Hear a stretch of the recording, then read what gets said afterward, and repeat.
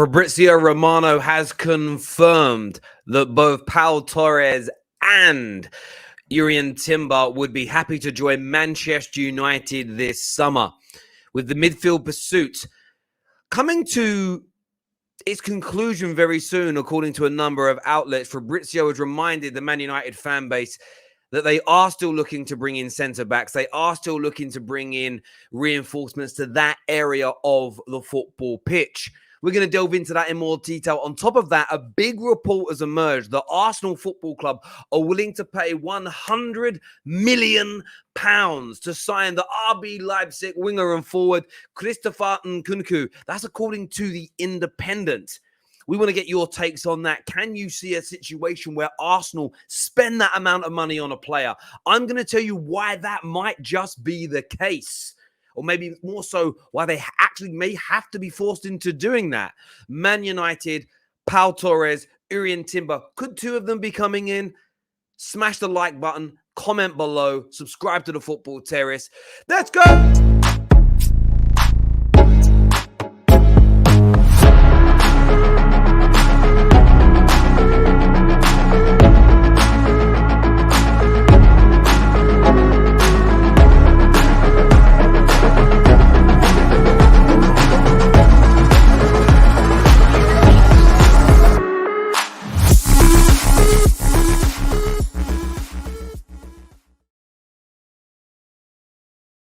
£100 million is the reported price that Arsenal are willing to pay to sign Christopher Nkunku.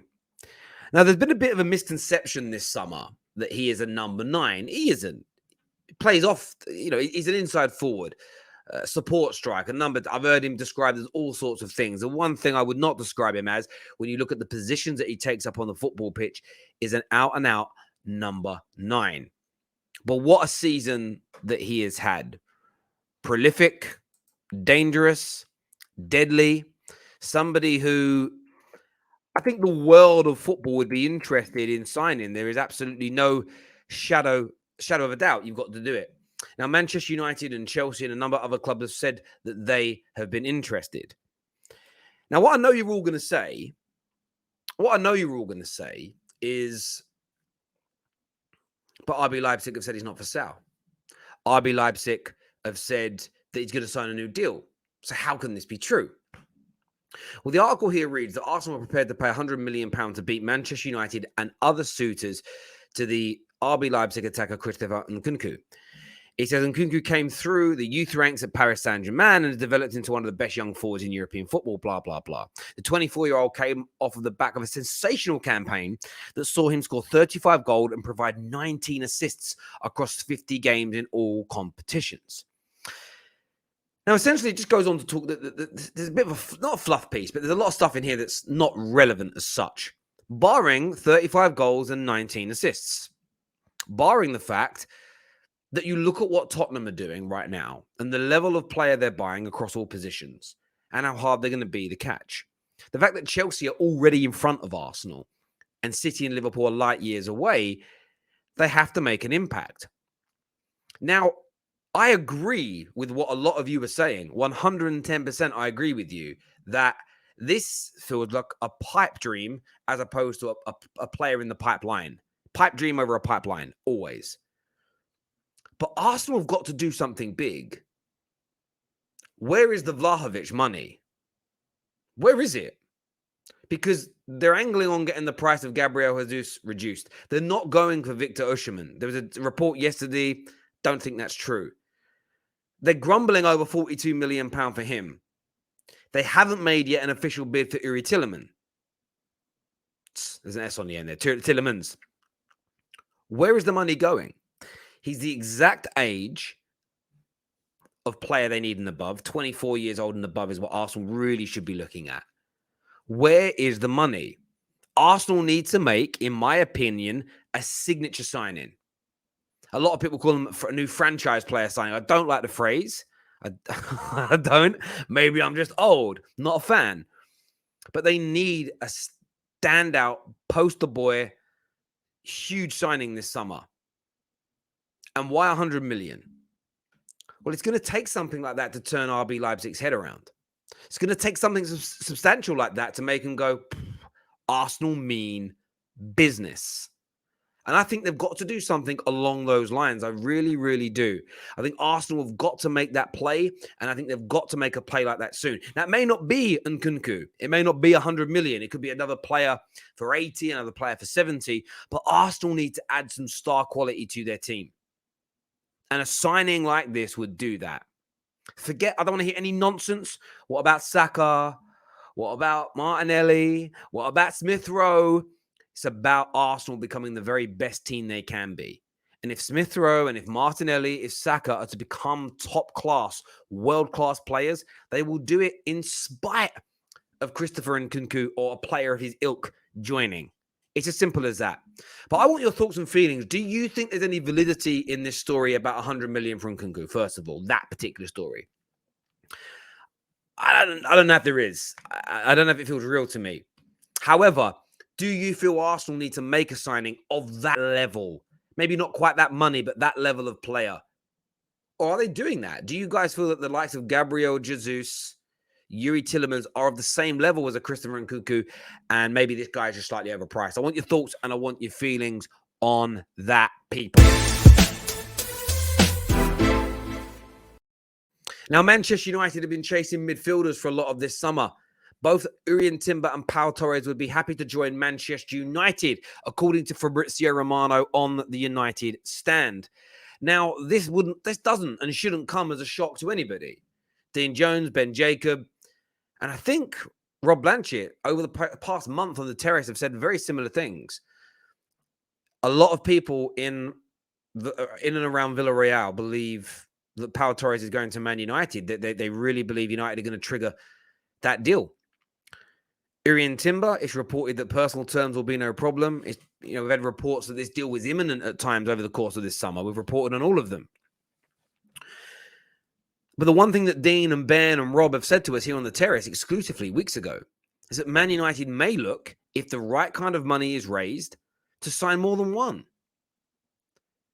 And when we talk about money being raised, you've got to look at other elements and other scenarios. What defenders are going to leave? There's still a conversation to happen between Harry Maguire and Erik ten Hag when he returns. What's Maguire's status going to be? Is he going to be the captain? You've got clubs like Roma circling for Aaron Wan-Bissaka.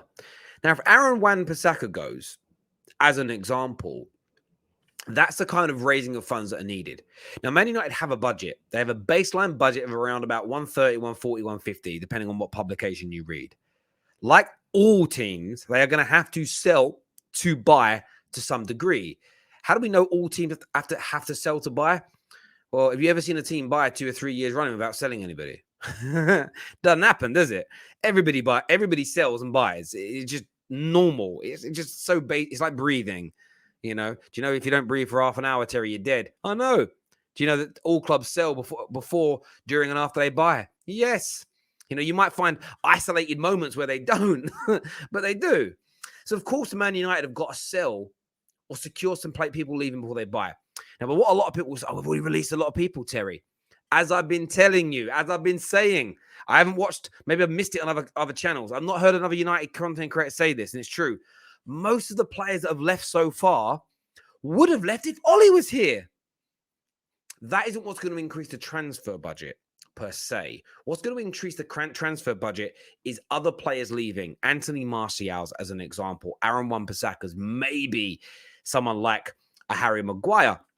Or at the very least, Maguire and Ten Hag establishing his squad status going into next season. There's Eric Bailly still at the football club as well. So United are working hard on these deals, and they've got them in place or got them where they want them as of right now. But don't be surprised for there to be a need for a few players to leave before they buy. Why is that important? Well, it's very, very, very simple. The likes of Dean Henderson, another player that could go, the Bays, the Jesse Lingard, I don't think they're poisonous bad people, but they became toxic at Man United last season because they were kept there where they wanted to leave. They weren't allowed to move on for one reason or another. Woodward didn't sanction it. And they were basically left rotting in the stands. That created disharmony. That created problems. That helped create leaks.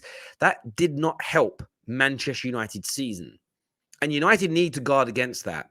As much as you want all the new shiny toys, you can't let the new toys be corrupted by past bad behaviors. And if we sign all these new players, but we don't get rid of players that are not wanted, the same problems will be created behind the scenes. And Man United's biggest problem in the last 9 years has been what's going on behind the scenes, been what the atmosphere in changing rooms, player attitudes, etc. So I'm not surprised to see the news tell us this, because it's quite obvious. Yes, we can bring in a Frenkie de Jong because Matic and Pogba have already gone. We can bring in a striker or an attacking player now once we get a deal done because Cavani's gone. Greenwood isn't coming back. There's a space in the squad. What you can't do is add player and player and player in areas that are still overly saturated. You need to move some of those players on first. It's what most clubs do on a regular basis. So I don't think it's something that Man United fans should be panicking about or worried about or frustrated about. It's good news to see Fabrizio Romano, one of the most credible and reliable transfer journalists in the world, confirm what the likes of Dean Jones and Ben Jacobs have been telling you here on the Football Terrace. We could sign both. It may be one, it could be both. It's going to depend upon the funds raised, i.e. the players that leave. Two words mean the same thing. I want your thoughts and feelings on this, though, and the Christopher and Nkunku news that we've already covered on today's show. Make sure like buttons are smashed before you leave. Make sure you're subscribing to the Football Terrace. Until next time, take care, goodbye, God bless, and I'll see you all again.